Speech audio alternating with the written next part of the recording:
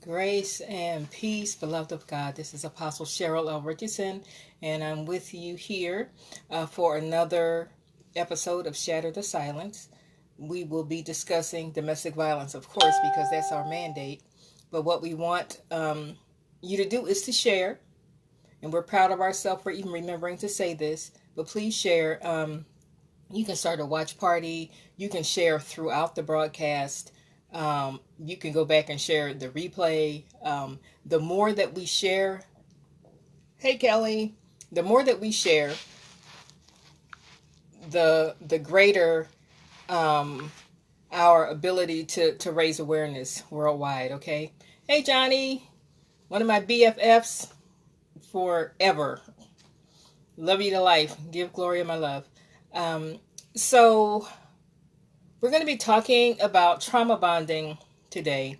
Now, in recent episodes, we've talked about, initially we gave an overview, right, of domestic violence, just wanting to educate everyone about what it is and what it entails, and to underscore the fact that it's not only physical and that not all wounds are visible, okay? So that was our very first broadcast that we did, and we've been doing this for about 2 months now.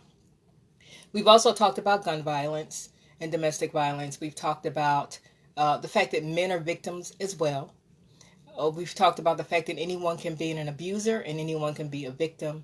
We've talked about the frequency of this occurring in the church, that in Christian homes is actually statistically it's been established that there is more domestic violence in Christian relationships than in non-Christian, which is a horrifying thought. We've talked about the fact about workplace violence and how it connects to domestic violence. We've even touched on mass shootings and how over 50% of mass shooters also have a history of domestic violence. So they have an inability to even get along with those closest to them in their own support circle, okay? So we cover lots of different topics. We're prayerful about what topics we share.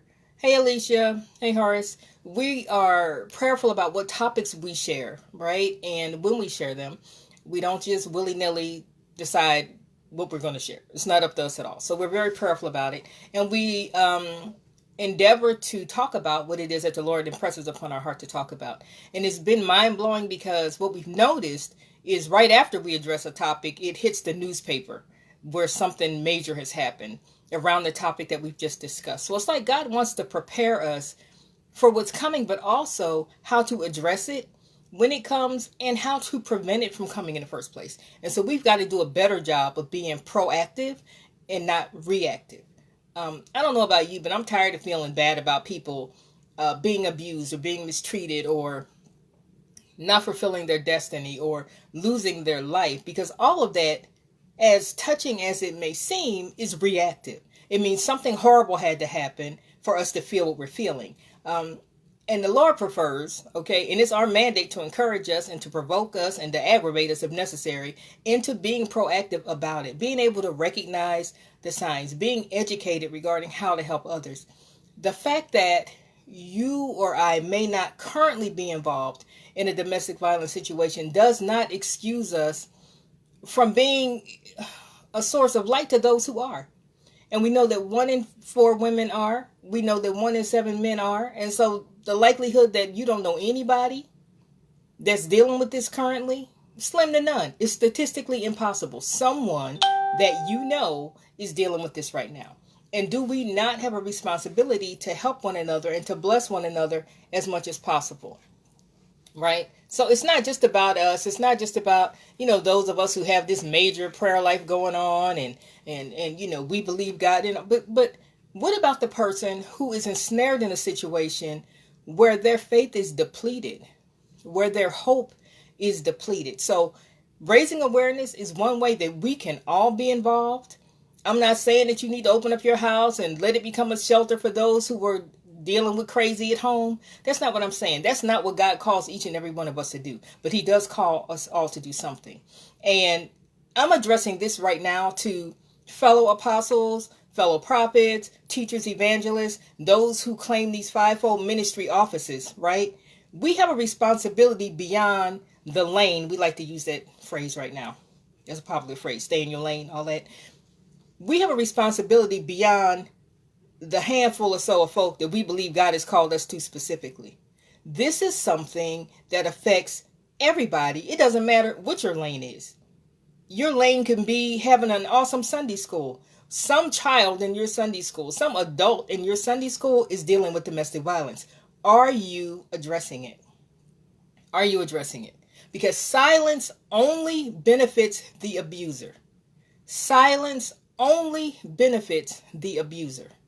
All right. Now, one of the reasons that domestic violence is so prevalent even within the church, all right, and I'm sure some folk gonna get mad, but y'all be all right. Okay. Those of you who know me know I'm gonna say what the Lord has given me to say. I ain't scared. I'm gonna say it. I'm gonna mean it, and I'm not taking it back. Okay.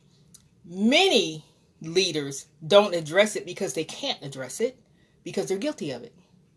Many leaders can't address it because they're complicit. And by that I mean, if they're not verbally, financially, emotionally, sexually abusing their own intimate partner, they're aware of someone on their ministry team who does, and they promote them. They give them offices, and this is all tied to the wallet. It's the truth. It's the ugly, ugly truth. And so there's a tendency to look the other way if that person who tithes faithfully can be raising pure hell at home. But as long as they don't do it on church property and as long as you don't witness it, it's not addressed. They get promoted to church mother. They get promoted to head deacon. They get promoted to head car parker, whoever. Adjutant. Right? In an attempt to appease them. And God is not pleased with it. Now, if you all have been paying attention to the news, there's an exposure. And exposure is not God's first way of dealing with anything. He's all about relationship. So he's going to come to the offending party, right? And he's going to address us, whoever we are, wherever we are, because he knows where we are. And he's going to talk to us about what it is that we're doing that does not please him. And he'll deal with that for a while. At the point at which we are causing too much damage, in his opinion, not in ours, he'll send somebody to us.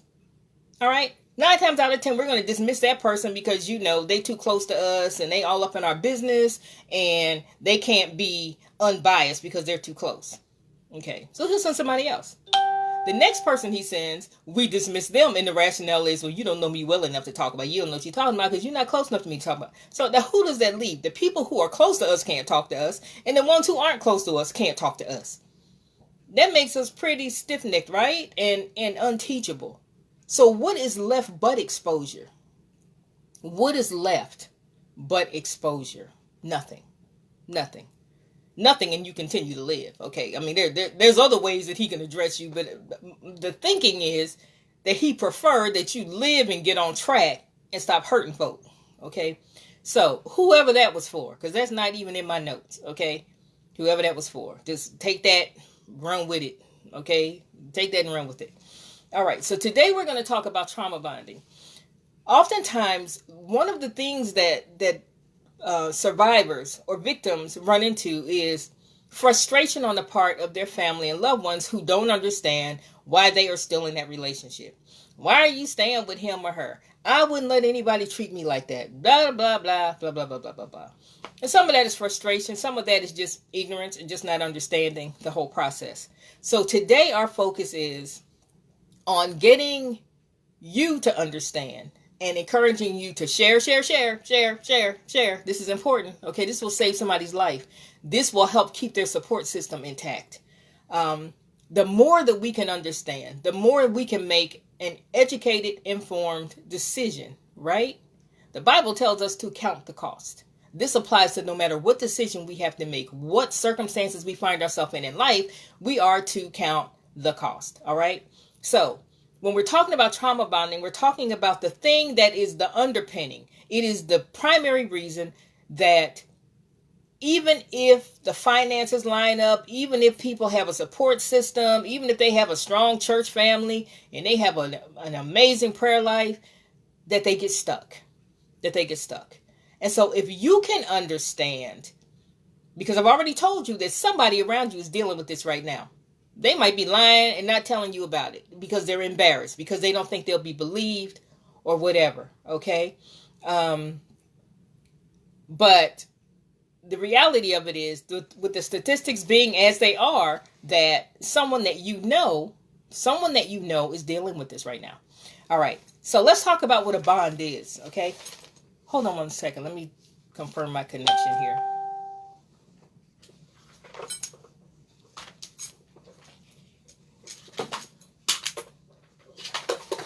Hold on 1 second.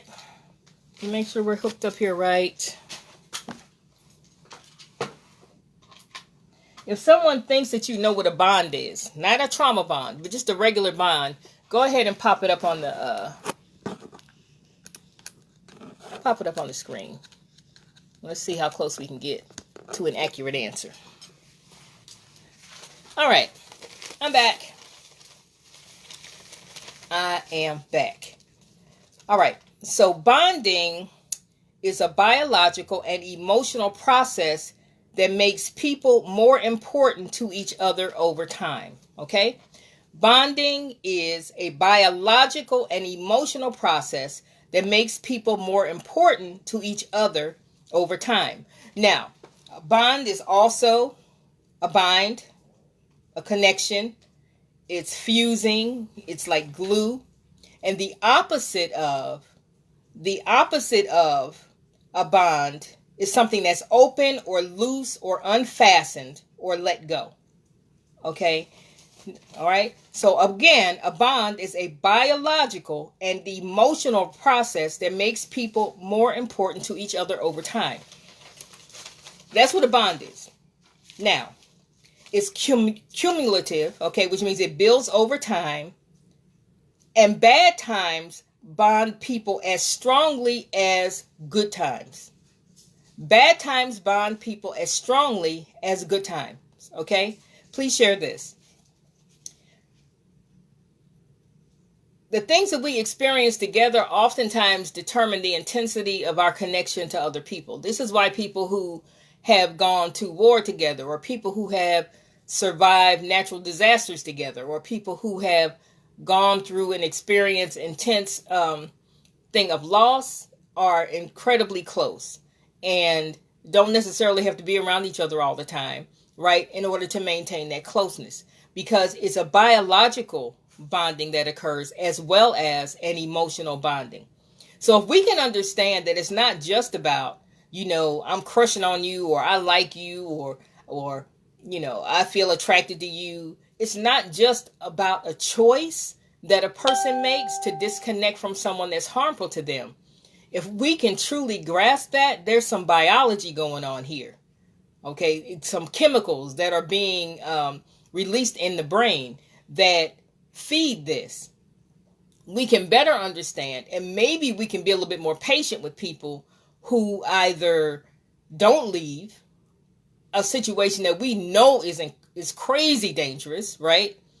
A situation that they can verbalize is dangerous, but they feel incapable of leaving. If we can understand that it's not just about them deciding to leave, that it's not that simple, that it's a lot more complex than that, then we can be kinder and genuinely more supportive when we are dealing with them, okay? And that's important, because if we're not, then we isolate them further, and that places them more firmly in the hands of the abuser. Right? Even if we're not talking about physical abuse, there's more than one way to emotionally strip and devastate a person to the point where they can't function without killing them. Okay. And so it's not unusual for that to occur. So as I said, bonding is cumulative, and bad times bond people as strongly as good times. So you can go through positive times. You can go through positive experiences. Maybe you had a great time in college. Maybe you had a great time in your postgraduate work, or an awesome time in high school. And because of that, the people that you've shared these experiences with are incredibly close to you, right? I have a friend that we reconnected after 40 something years, just a few weeks ago. I asked God, where is she? We went through some really intense stuff as kids. I mean, really, really, really intense stuff as kids. And she's more like my sister than a friend. I mean, we've got a bond that is really, truly inseparable. But when I look back at what we experienced together, there's no wonder. There's no wonder. So good times as well as bad times intensify the bond that we have with others, okay? And what am I wanting you to understand is, I want you to understand, hey Kate, I want you to understand that it's not just about people deciding to leave, deciding, I'm not putting up with this anymore, I'm better than this. You can decide all of that in your head, and the chemicals in your brain tell you a completely different story, right? And that's what you listen to. So I want us to be able to be genuinely supportive and understanding, and also would help us to not take things personally when we offer support to others and then they backpedal and go back to the thing that is clear to us, was sent by the enemy to destroy them and to derail their destiny, right?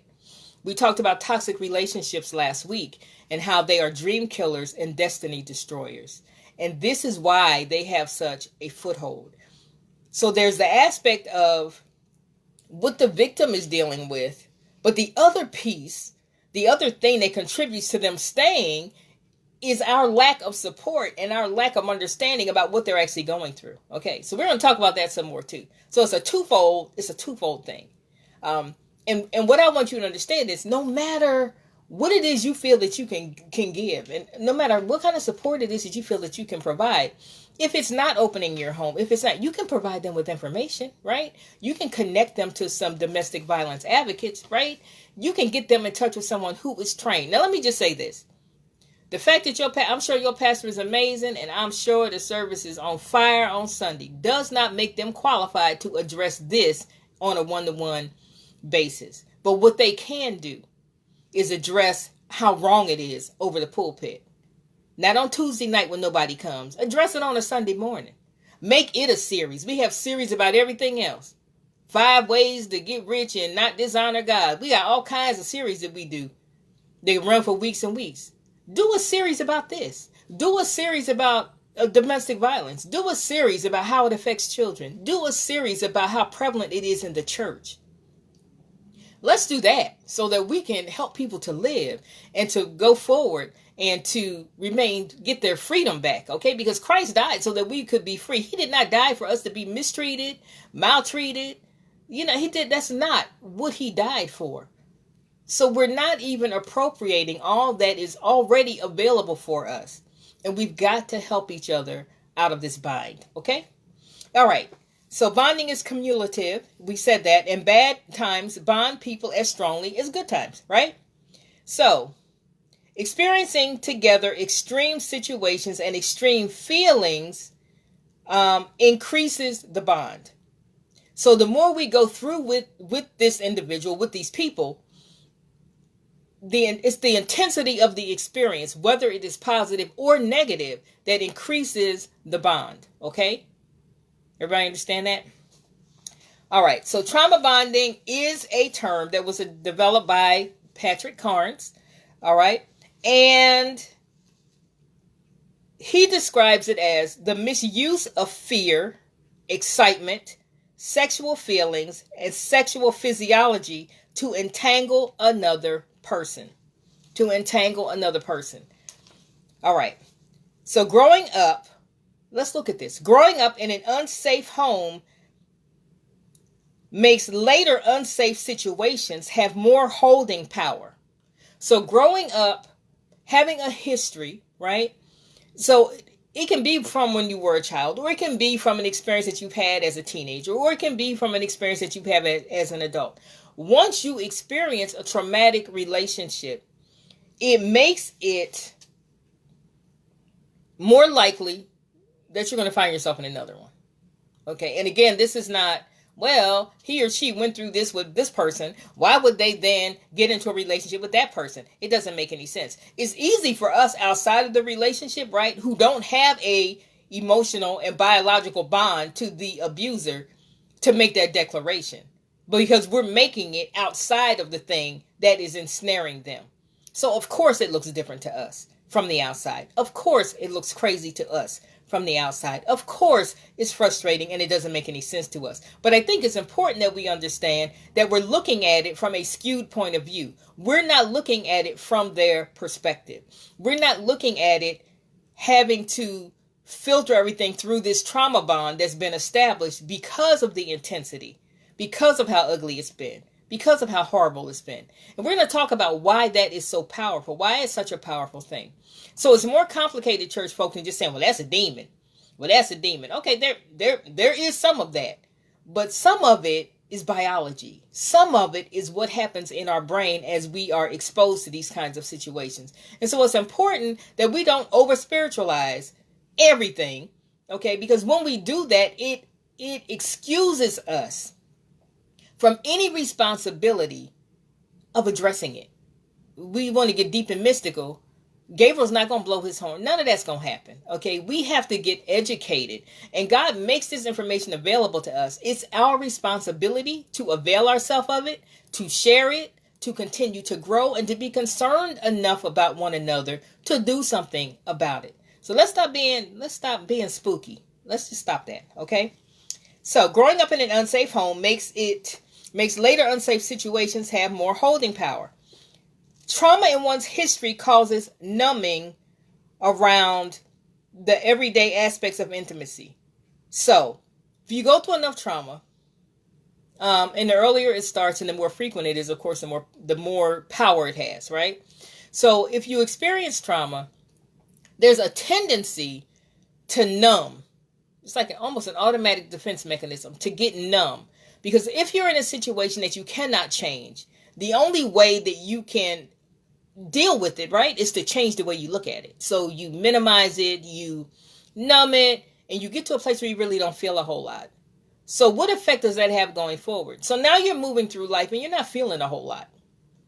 You're not feeling a whole, and that might manifest with you screaming and yelling all the time. It may manifest with you being very quiet and withdrawn.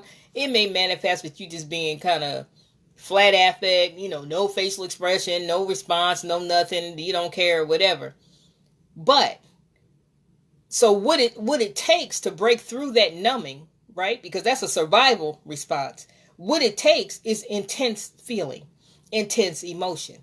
And the only way that you're going to get that is through an intense person, right? Someone that's over the top, someone who is domineering, loud, boastful, overconfident, arrogant. It takes extra emotion, extra drama to cause a person who has a history of trauma to feel anything. And so the appeal is, okay, now I can feel something. This person causes me to feel something. This person causes me to feel cared for. They cause me to feel safe. They cause me to feel protected. I feel alive when I'm with this person, right? I feel interested in life when I'm with this person. And quite naturally, that feels like a great improvement over moving through life not feeling anything at all. Right? It's exciting, it's appealing, and the fact that most abusive relationships start off great. I mean, people don't start off punching you in the face and cussing you out and talking about your mama. That's generally not how it starts, okay? You have to be pretty messed up for them to start that way, because they've discerned that you're not going anywhere after they do that. Most victims have to be worn down over time. And so it starts off with love bombing, and we'll talk about that in another thing. But it's excessive. You're wonderful. You're amazing. I've never met anybody like you in my life. Oh my gosh. Oh my gosh. Oh my gosh. How could other people have treated you so bad? You're amazing. You get the gifts. You get the flowers. You get the attention. You get the calls. How are you doing? Make sure you let me know when you're home. Make sure you let me know when you leave. And over time, it increases. And at first, it feels amazing because you weren't feeling anything before, right? And so now you're feeling all special. And so now you're getting pulled in. And that's typically how it begins. What am I saying? If it looks too good to be true, it probably is. I'm sorry. Normal life is not living on the mountaintop and on a pinnacle of ecstasy and life is amazing. Sometimes life sucks. Sometimes it's not fun. Sometimes it's hurtful. Sometimes it's challenging. But it's not ever always on a mountaintop. We can't even live up there like that. And so that's not normal. If that's what you're experiencing, that's not real. That's not real. Okay? And that's also like a red flag. So,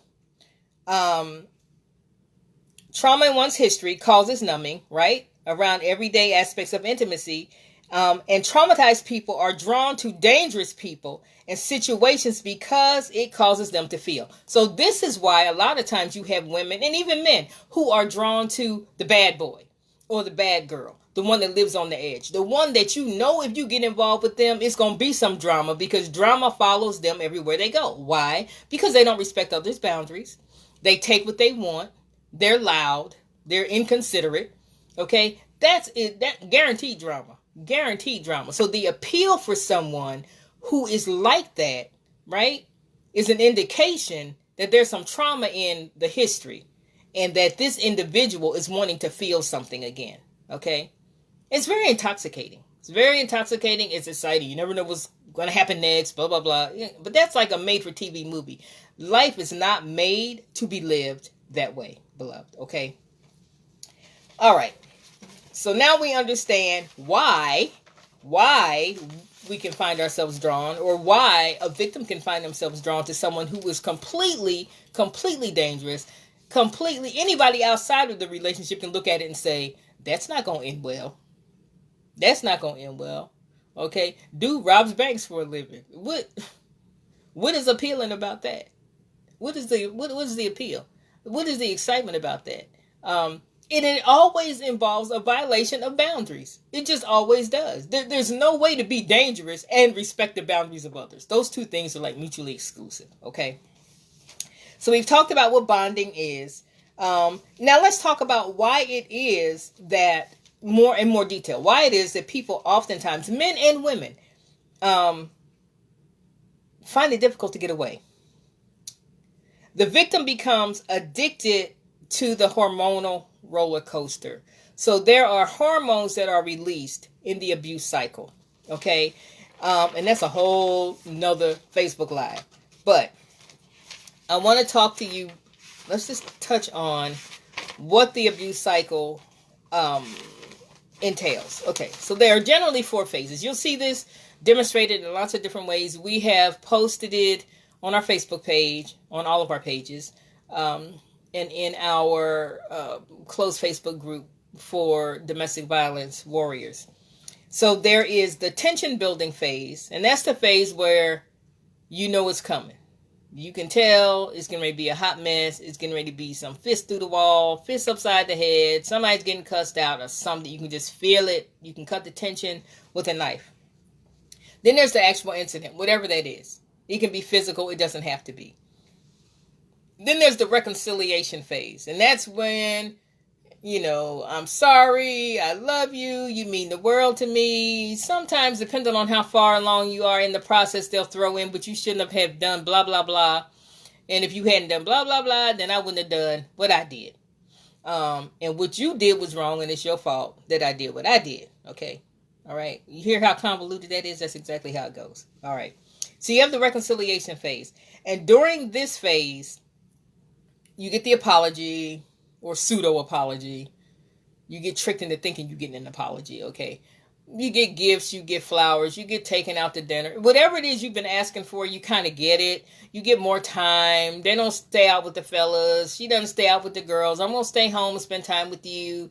Blah, blah, blah. We're going to do this together. We're going to go to church together. I could care less about God. Don't want to go to church, but I'm going to give you this to get you calmed down. And that's the reconciliation phase, okay?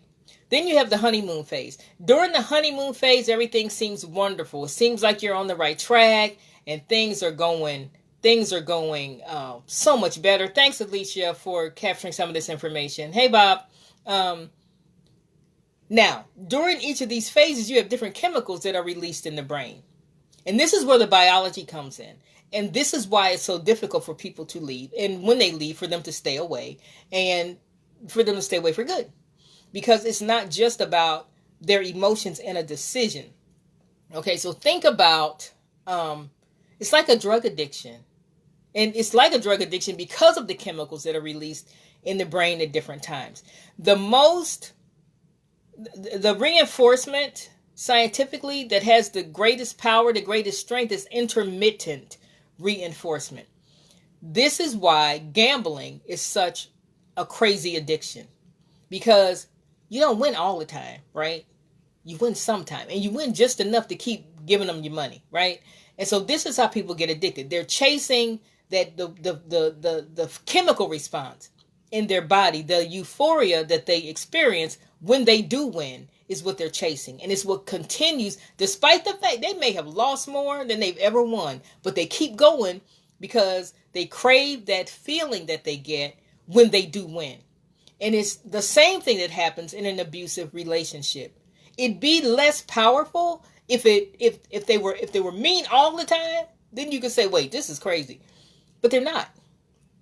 Sometimes, because abuse goes in these cycles, you have tension building, you have the incident, then you have reconciliation, right? So now they're being nice, and you're releasing these hormones.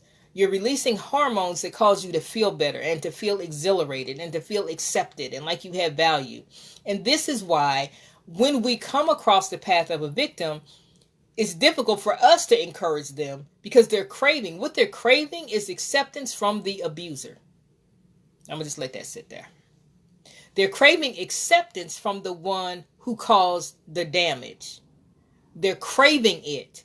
There's a biological craving that's occurring in their brain for that specific person, not just any person, not just their best friend. And this is why when you're talking to them, they can feel encouraged and uplifted in that moment. And as soon as you're not talking to them, they fall victim to the abuser again, because there's actually a biology that's taking place. Okay. And it's so important for us to understand this so that we can measure how we help, right? So that we can be thoughtful about how we help, and so that we can have healthy boundaries in place regarding what we extend to someone who's in this set of circumstances, because you can completely deplete yourself trying to help someone in a domestic violence situation. I'm just going to tell you the truth. I am a domestic violence advocate for sure. I am a career mental health professional, and I'm telling you, if you don't have healthy boundaries, you'll be a hot mess trying to help them. So you've got to get your own boundaries in place, right? And you've got to identify your strengths and what you're not good at in this situation. You have to be able to do that in order to keep yourself healthy and to keep yourself safe as well. Okay. So during the incident of abuse, the stress hormone cortisol can be activated. Okay. And you've heard of cortisol. It's a very important hormone, but having too much of it causes tremendous health issues, right? It helps you can retain weight, you can develop anxiety. All these things can just kind of go haywire if the cortisol level in your body is too high, and it responds to stress. So you better believe that if someone is dealing with domestic violence, they've got probably an elevated cortisol level. It's almost guaranteed, okay?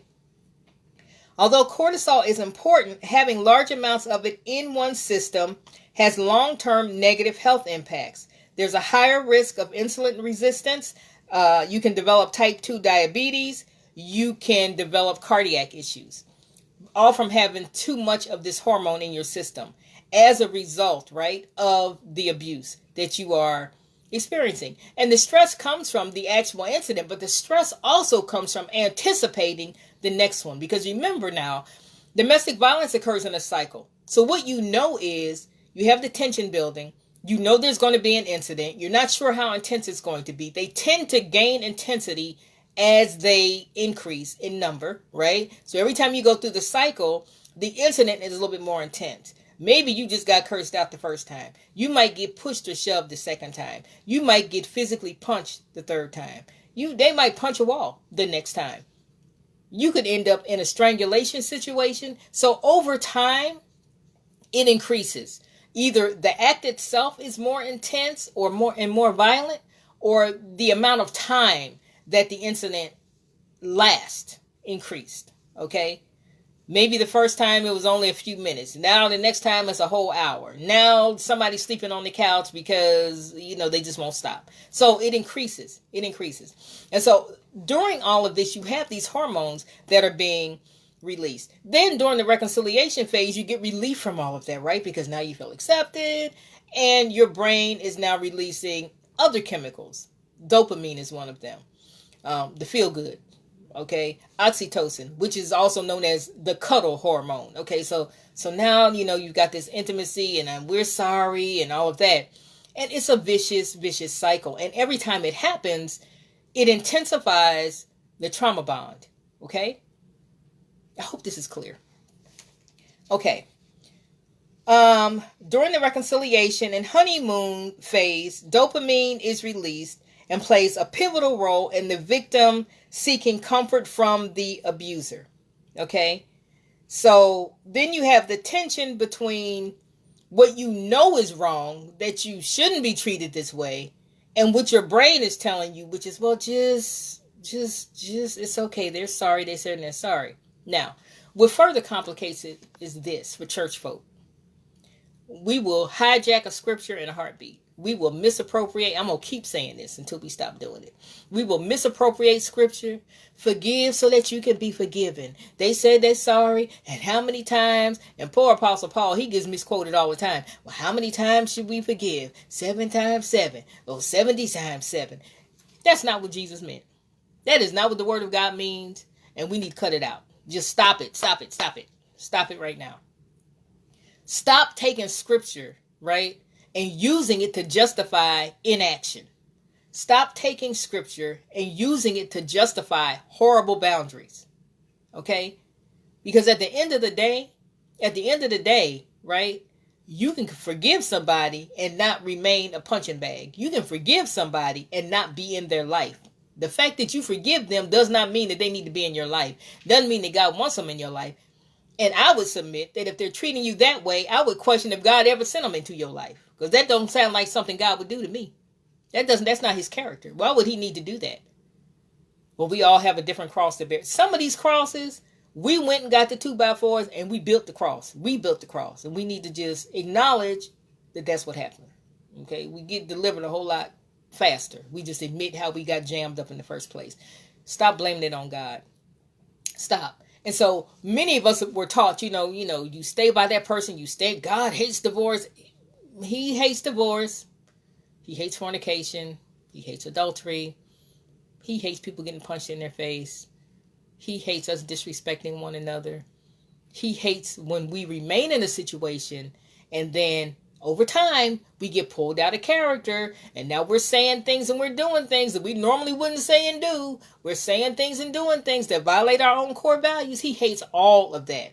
So how about stop doing the thing that feeds all of those behaviors? How about that? Rather than justify it, staying in it. Okay, so whoever that was for. All right. So for many victims, the dopamine and the oxytocin become unbalanced and unregulated. So now you got, you're craving attention. You're craving them, saying that they're sorry. There are people who reach out to me who say, my abuser's in jail. He broke my orbital socket, which would be this thing right here. Okay, right? Broke their face. Literally broke their face. Strangled me. I've got bloodshot eyes. I've got blunt force trauma. I'm weak on one side. I mean, all these devastating physical, tangible damages that they have suffered. And then, 9 times out of 10, you have a collect call from blah, blah, blah correctional facility because they going to call, right? Because they need their supply. They need their ego stroked. And they like to not go to trial because of what they did to you. So they need for you also to drop the charges. The victim is craving attention. Craving.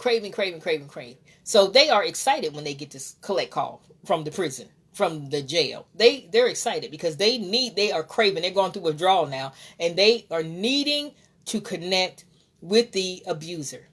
Okay? Which is fine with the abuser because they really want to not be in jail. Okay?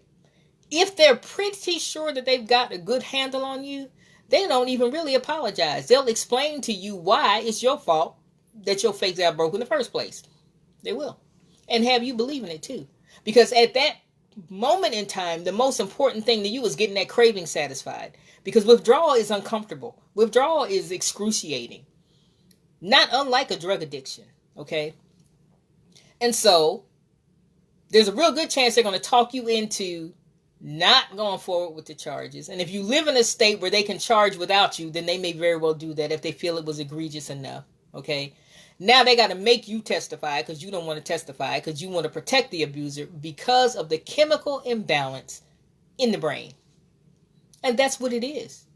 That's what it is. And that's what makes this such a challenging cause to undertake, because we want to simplify it in the church. And it's a very, very complex set of circumstances. Okay.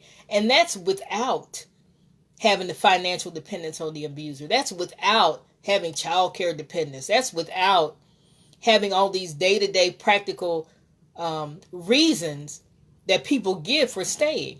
The underlying reason is often that chemical imbalance has taken place in the brain. Okay, but it's not hopeless.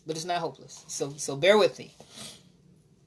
Okay, the value of the relationship is misinterpreted by the victim because it's based on the relief that they feel, right? And it's bittersweet, the relief that they feel when they talk to the person. But oftentimes they'll talk to the abuser and there is no apology forthcoming and there is no explanation. And often victims will say, I just want to know why. I just want to know why. Well, I mean, if you're not in the situation, the logical question would be, does it matter why? Is there a reason that is good enough, that is sufficient to justify what was done to you or what you have been enduring over time? Is there a good explanation for this? Is there a reason that you can be given that you will accept?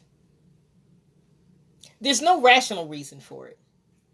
But again, the victim is craving acceptance. They're craving a sense of value. They need the abuser to ascribe to them some level of value, okay? And they need it from the abuser.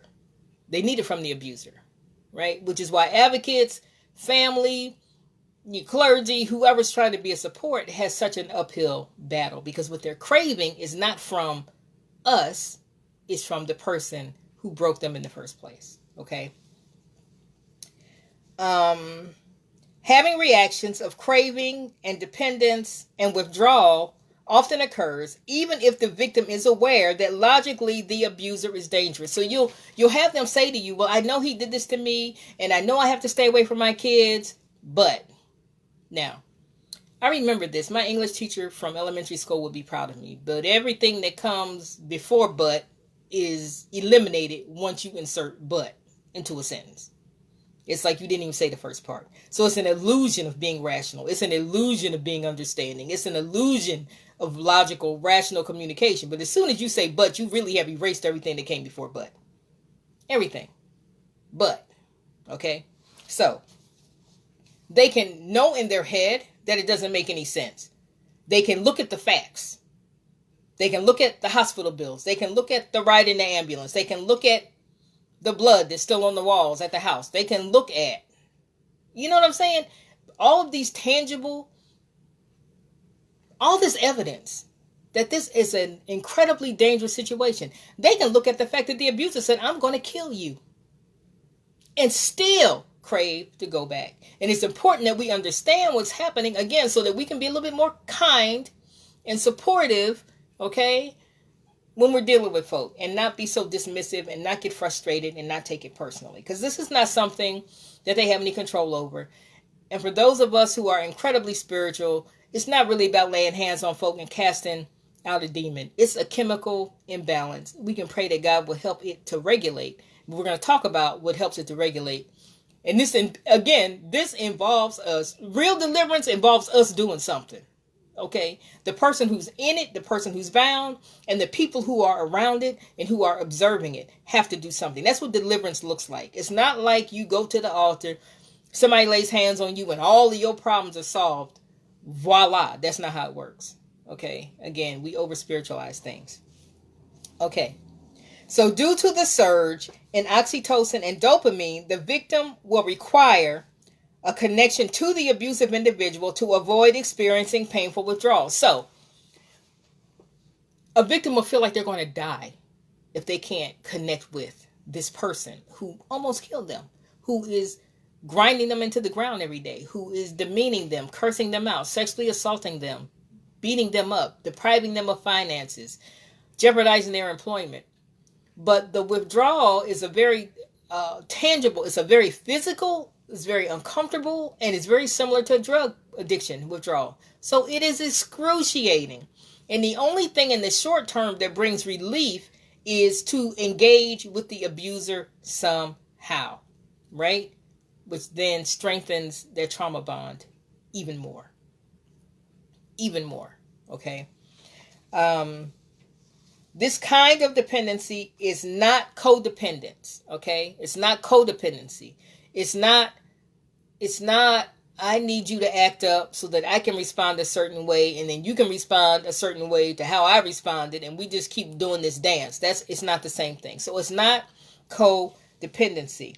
But it is similar to the neurocentricity that is associated with drug dependence. So it's very similar to what drug addicts experience, okay?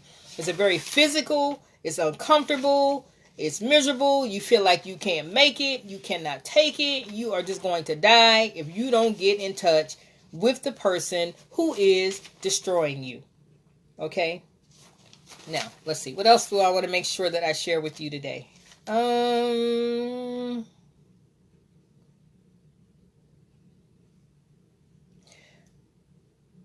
Okay, we've talked about cortisol.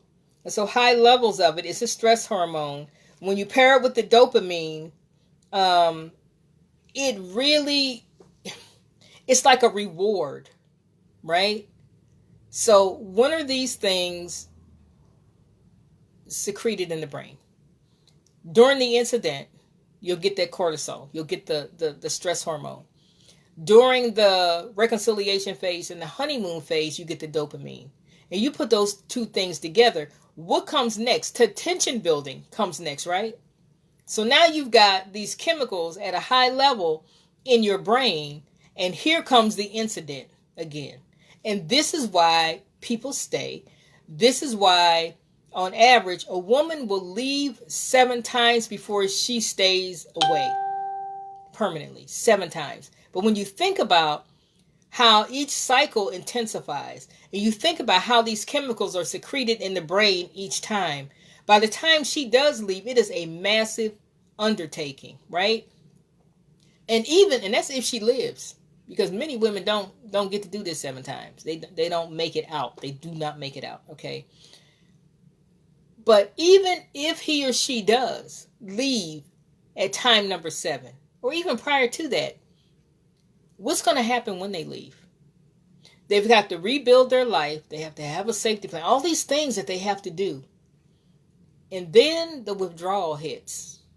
And because you've gone through this cycle numerous times, and you've left and come back numerous times, the chemical balance in the brain is over the top. And now more than ever, you need to connect. You want to know what they're doing. You hope they don't go on with somebody else. And what many victims will say is, I'm really concerned about the next person. The reality of it is, you're probably horrified at the idea of them going on with somebody else because you feel like you need them and they are declaring that they don't really need you. Okay? So it's important to be honest with ourselves about that. There's some concern maybe about the next person, but most of the concern is probably how can they go on with their life? And I'm feeling the way I'm feeling, and I'm dealing with withdrawal, and I'm willing to, okay, now let's grab a scripture. I'm willing to forgive them and to start over, and to not hold it against them. You know, after all, the Lord, throws our sins in the sea of forgetfulness when we repent. I just need for him or her to apologize. I just need for them to say that they're sorry, right? Because you've got this war of these chemicals going on in the brain, and that is what's happening. So even after they finally do leave, understand that they are going through withdrawal. No matter what they say to you, they are experiencing withdrawal. And there'll be times when they feel like they're doing amazing, they're focused, they're looking forward, they've got this amazing support system. And then at 2 o'clock in the morning, when they are laying there by themselves, they will miss the way this person feels laying next to them. They will miss the way they smell. They will miss their voice. They will miss their laughter. Then they'll remind themselves it wasn't always bad. No, because there are 4 phases. So during the reconciliation phase and during the honeymoon phase, things were probably amazing. At the very least, there was an absence of an incident, which feels like a gift, right? So understand that they're dealing with all of that. And so just getting out does not solve the problem. Just getting out does not solve the problem. There's more to it. There's so much more to it than just getting away. And we think that once a person is gone, okay, they can go on with their life, they can build things up, blah, blah, blah. They've got to deal with withdrawal. And they've got to navigate that successfully. And they have to keep going. Which is why you'll see if I respond to someone on Facebook, my hashtag is always keep going with the purple heart. Keep going. You just have to keep going.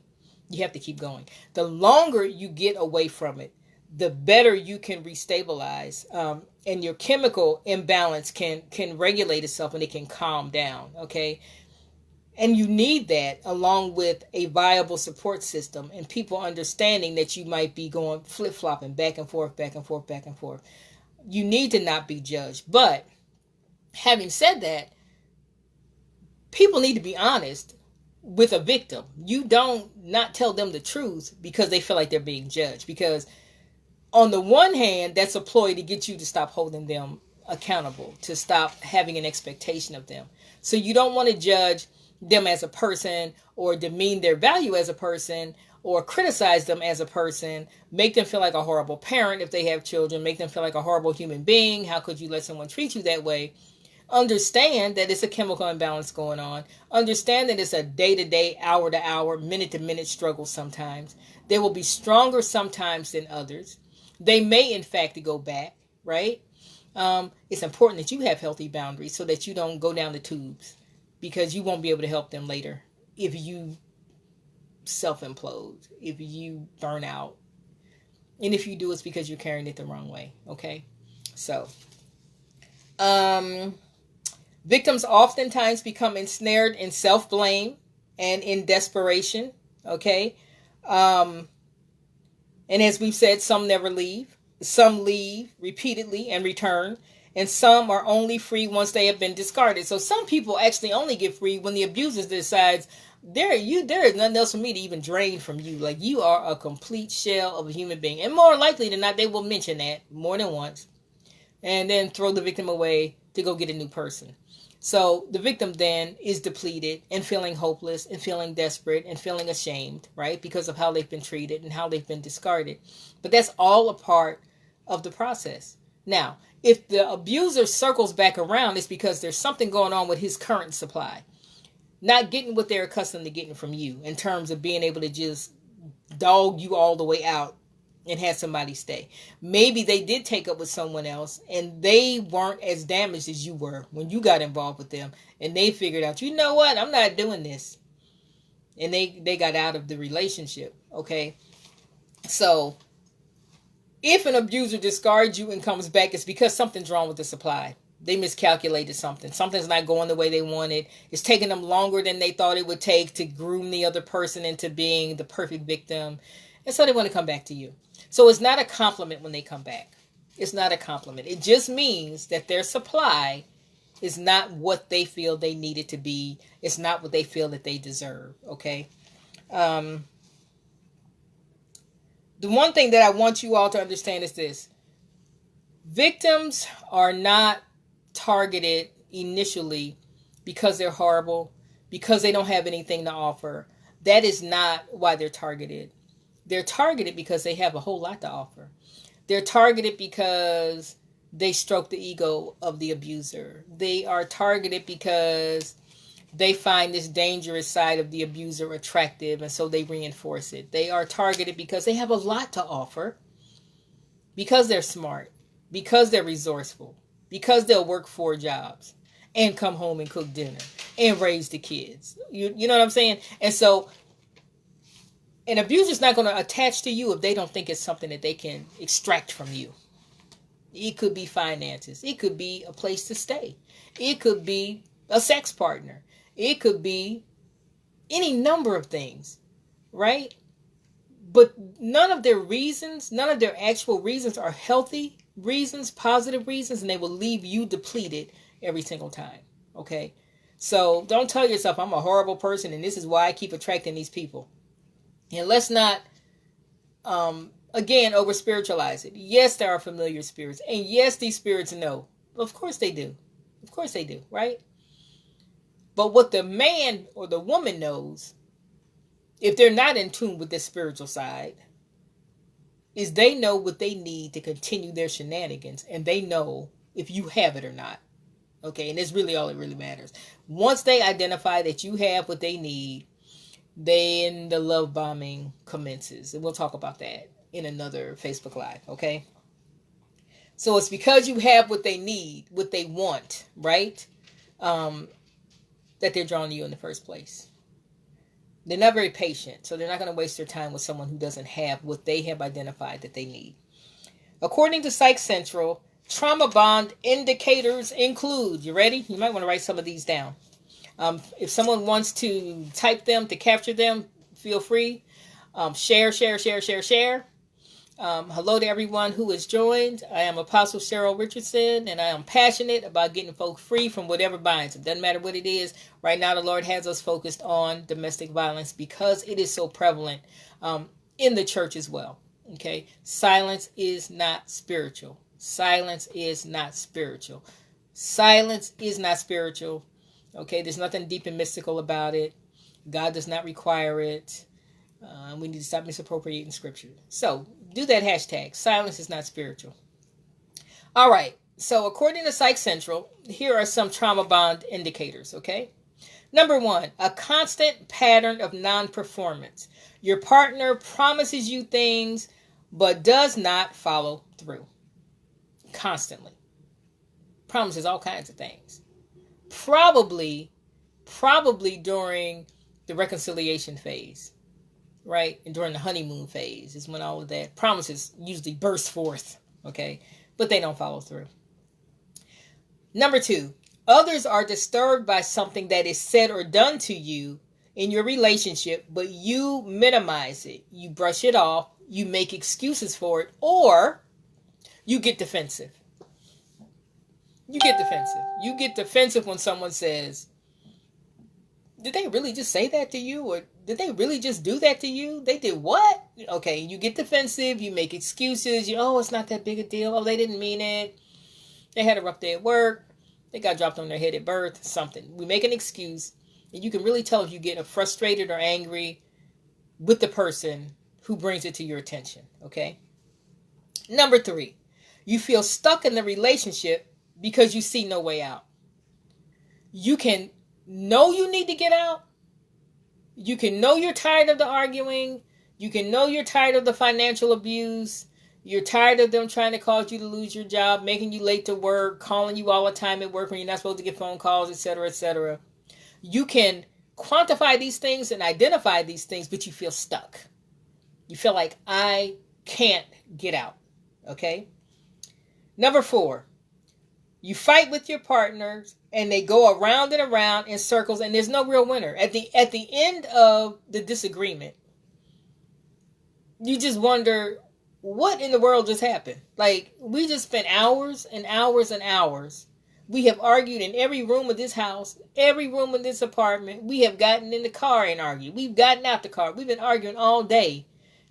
And nobody won the argument. Like, nothing got accomplished. Nothing positive came out of that interaction. Okay?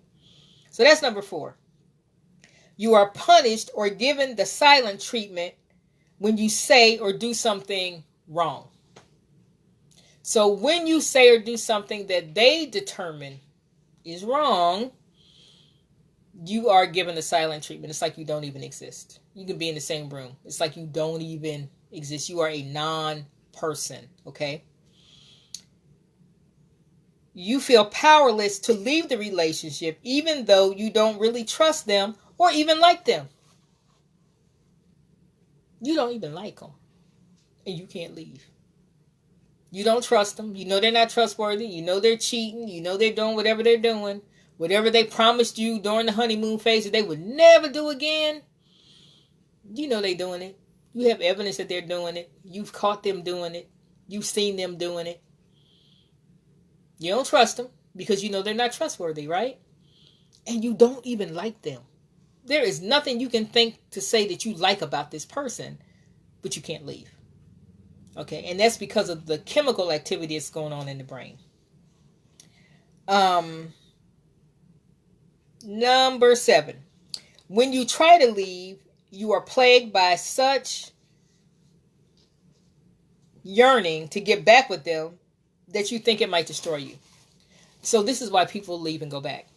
So you do leave, but you're so miserable. All you can think about is getting back to them. You're so miserable. All you can think about, though, is getting back to them. Okay, so that's a very clear indicator of a trauma bond. Okay, now, intense relationships tend to overtake a survivor's capacity to relate to others. Okay, so it's a two-edged sword. It's easy to become attached to a very chaotic and toxic person, and an inconsistent person, because of the variable, the intermittent reinforcement. So it's easy to become attached to them. However, it's difficult to form a feeling memory about them. So when the victim is separated from the intense partner, the urge to make contact is usually very intense, because it is a stable feeling memory that makes separation from an important other person tolerable. So when you have a stable memory, right? Let's say you have a positive relationship with someone. It can be your best friend. It can be a parent, a coworker, whoever. You have a positive relationship with them. They make you feel better about yourself. They compliment you. They hold you accountable. They're honest. You trust them. You know that they are trustworthy. You know that they have your back. You don't question if they love you when you're not with them, because you have a stable feeling memory, right? That reassures you when you're not with them. This is why you can have friends who live thousands of miles away, and the moment you're back in each other's company, or the moment you pick up the phone and have this conversation, it's like no time has passed, because there's a stable feeling memory associated with that person. Now, if we're talking about an abusive person, a chaotic person, an overly intense person, you have a difficult time attaching a stable feeling memory to them, because it's all over the place. It's intense, it's dangerous, it's hurtful, it's joyful, it's all these things, and you cannot establish a permanent feeling memory. So when you are away from them, you are miserable, because you're going through withdrawal, because you need to feel the chaos, because you need to feel something, right? And so that further complicates things when you're trying to get out of an abusive situation. The survivor may find that it is almost impossible to relate to anyone except very superficially, even family and friends. So this takes us full circle to what we were talking about in the very, very beginning. Because of all of this chemical stuff that's going on internally, a survivor may have a difficult time. They might be appreciative of your support. They might be appreciative of your love, but they have a difficult time interacting with you authentically. And oftentimes what they show you is what they feel they're supposed to show you, because you've been a support, because you've been there, because what they're feeling for you is not stronger than what they feel for the abuser. Okay? And that sounds harsh, but it's just the truth. So they'll deal with you on a superficial. They care about you. They know you care about them. They don't want to offend you. They know you're a support. They know they don't want to discourage you supporting them. They don't want to disappoint you. But the overriding sensation that they have is that they need to reconnect with the abuser. Okay? There's an actual biological craving for intensity that is not found in a normal relationship. And this causes the victim to feel totally alone and empty. Okay. If I'm having a biological craving for this danger and being on the edge and, oh my God, what's going to happen next? Because I'm feeling something, especially if I have a history of trauma, right? Having that in a normal, that's not normal. So in our normal interactions with each other, we're not on edge all the time and, living on the edge, walking on the edge, courting danger. That's not normal. And that's not how normal people relate to one another. So they really can't get that intensity from someone who has not contributed to creating that trauma bond in the first place. Okay. So they do their best. And this is why sometimes they feel close and sometimes they feel far away and sometimes they feel distant, because pretending to feel what we feel, pretending to feel upbeat and positive, pretending to feel close to the person who's trying to help you is exhausting when you don't really feel it. You don't really feel that, and it's exhausting. So they isolate. And it causes them to feel alone. And it causes them to feel that no one can understand. No one can identify with what they're feeling. No one understands the abuser the way that they do. Okay, and so that's where all of that comes from. All right. Initially, the only thing that seems to bring relief is returning to the abuser, which is why people, both men and women, leave a crazy situation and go back to it. Leave a situation and go back to it. No matter how intense, no matter how dangerous, no matter how close they came to death, no matter how much literature they read, no matter how many support groups they belong to, they'll distance themselves from you. They'll go ghost. They'll go quiet, right? And they're toying with the idea of returning to the abuser because at first it feels like the only thing that's going to bring any relief, just like with the drug addiction. Okay? So often victims feel that there is something very wrong with leaving, all right? And this is further complicated by church folk. No matter what your faith is. We complicate it because we make people feel guilty about leaving in the first place. We make them feel like they are failing because they are leaving. You promised before God and man, and you blah, blah, blah, blah, blah, blah, blah. So we make it difficult for people to do what is best for them because we are holding them to a standard that is a man-made standard in the first place. Okay? So they feel that it's wrong to leave when the abuser is down, to leave when the abuser has said that they're sorry, I feel like I need to give them another chance, and and that's pretty standard. Okay, it's pretty standard. It may challenge their core values or religious beliefs, and at the same time, it may seem that staying is also horribly wrong. So they find themselves very, very, very, very, very conflicted about staying or leaving because it's a conflict, and because you've got these chemicals released in the brain that are like crashing into each other, right? And you've got this craving going on. You want this chemical release in your brain again. You want to feel the euphoria. You want to feel safe, even if it's all a lie, right? Even if it's all a lie, all right? So abstinence from unnatural intensity will over time restore normal relating capacity. Knowing this and being able to outlast the discomfort. So this is what I want to close with. Yes, it's hard. It's horrible. It feels like physical pain. It feels like you don't want to live anymore. It feels like there's no point. It feels like you're the dumbest person in the world. And the more educated you are, the dumber you feel, right? When you find yourself in a situation like this. Because how could I have found myself? I am a therapist. I am a doctor. I am an apostle. I am a deacon. I am a school teacher. I am an attorney. I'm a neurosurgeon. Okay? Domestic violence does not discriminate. Anyone can be a victim. Anyone can be an abuser. It's important if you're a victim. It's important if you are supporting, encouraging, undergirding a victim, that you understand that there's a whole lot of chemistry going on in the brain that they have no control over, that will dictate, okay, what they do next. If you're the victim, I want to say this to you. It is indescribably painful when you leave. And although you may feel exuberant when you first leave, at some point after you leave, you'll start going through withdrawal. When your adrenaline calms down, you're going to start thinking about, well, it wasn't always bad, and they said they're sorry. And then the flying monkeys come into play, their mama, their daddy, their grandmama, their children that you raised like your own. All of that's going to come into play. Playing on that. It's important to understand that the only way to kick it, just like any other addiction, is to stay away from the addictive substance. You have to stay away. It does get better. It is excruciating at first. It will hit you in waves. There will be days when you feel like, I got this, and there will be days when you are convinced that it got you, okay? You've got to keep going. You want to have a plan of action. That's why a safety plan is important, and you stick to it no matter how you're feeling. You get people around you to hold you accountable, okay? And you stick to it.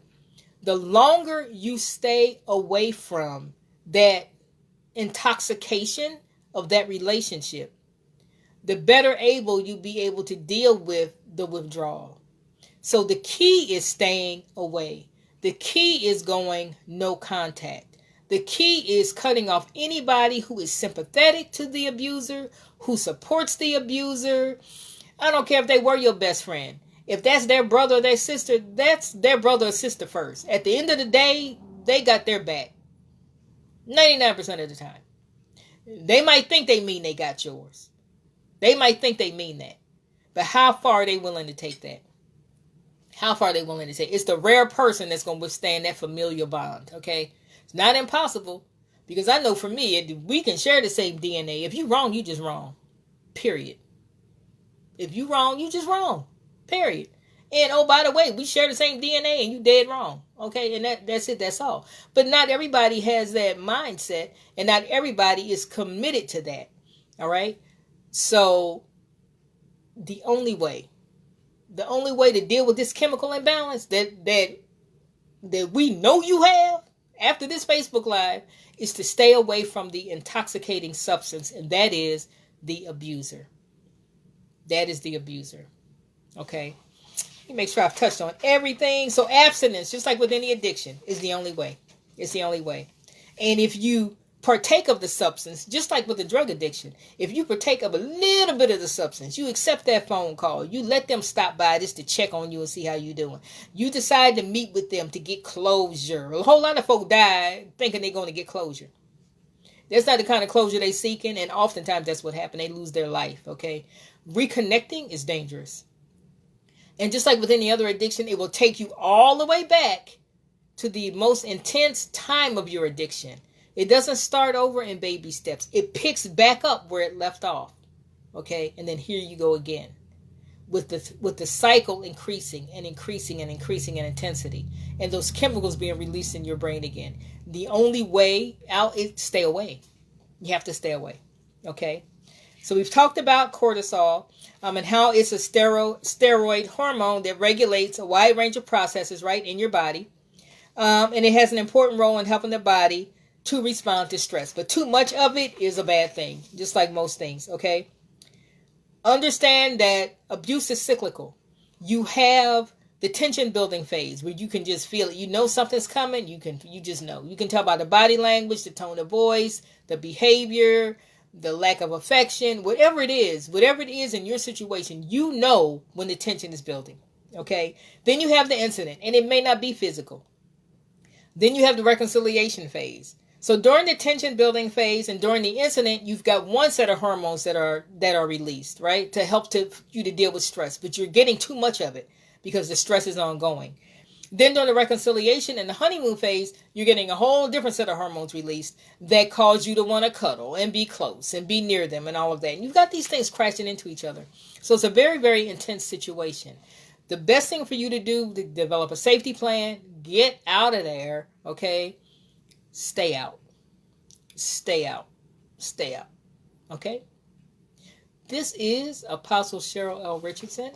I thank you for joining us today. I ask that you would share. You can do that. You can click the button and share, right? So people can get this information. It's so important. The most important thing to us is that people are free. Christ died so that we can be free. So it makes no sense to us that we walking around down here bound, sitting up in church bound. That makes no sense to me. If you are a believer or not, and you want to join a smaller Facebook support group for victims, or for those who want to provide support for victims, then you can seek to join our Dominion Over Domestic Violence Facebook group. We encourage ministry leaders to join. We know that you may start off lending support and you may end up needing support. And for many of you, it's been 10, 15, 20, 30 years. But unless you have addressed these things, then there are scars that you carry, and there are relationships that you have entered into since then that have been negatively affected, right? That have been negatively affected by your history. So it's important to be open to learning, right, and improving so that we can help those around us. We appreciate those of you who came on. If you want to sow, I never remember to say this. This is why we put it on at the top of the broadcast. Our PayPal is paypal.me/Judah's Roar with 3 R's on the end. And our Cash App is Judah's Roar, $ Judah's Roar with 3 R's on the end. Feel free to visit our ministry blog at www.judahsroar.com. You can sign up for one of our online courses at www.anointed-fire.empowerment. Let me start over. www.anointed-fire-empowerment-courses at thinkific.com. So you can visit our Facebook page, inbox us if you have any questions, if you have any feedback. Certainly you are welcome to join our group. It's our purpose and our intention to keep it small, because in our experience, when you get a group that's like 1,000, 2,000, 3,000 people, there's no way to truly vet the people who are asking to come into the group, and you end up invariably with abusers in there pretending to be victims, looking for their victim and all that kind of stuff. So we are committed to it being a safe place. We want people to be able to grow and to flourish and to be authentic. We think ministry leaders who have experienced abuse really should share their stories, and our group is a safe place to do that. It's a safe place to encourage others. And we're just convinced that together we can get ahead of this thing and make a difference. Domestic violence is an epidemic worldwide. It is a silent epidemic in the church across denominational lines. It has no respect of educational value, educational status, socioeconomic status. It does not discriminate. Okay, so we love you, and we'll be back on next week. We'll post a flyer as soon as the Lord lets us know what the subject is. Know that we are praying for you, that you can get free, that you are increased in your sensitivity to those around you, because it's so prevalent. There's someone that we know is dealing with domestic violence. All right? We love you, and God bless.